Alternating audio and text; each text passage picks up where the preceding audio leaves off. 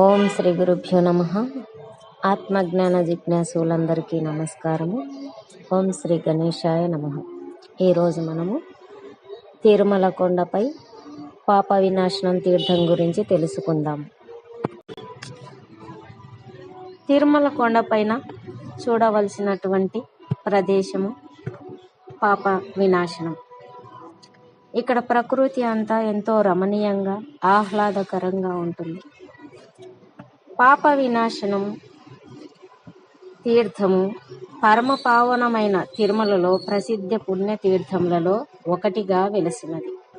ఈ తీర్థంలో స్నానం ఆచరించిన సకల పాపములు నశించి సకల కోరికలు మరియు సుఖశాంతి ప్రాప్తించును.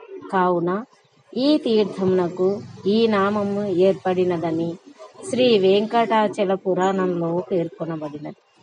పాప వినాశనము ఆశ్వయుజ మాసం నందు శుక్లపక్ష సప్తమై ఉత్తరాషాఢ నక్షత్ర యుక్త ఆదివారం కాని లేక ఉత్తరాభద్ర నక్షత్రంతో కూడిన ద్వాదశి దినము గాని తీర్థ విశేష దినముగా పాప వినాశనము గురించి స్కాంద పురాణంలో చెప్పబడినది.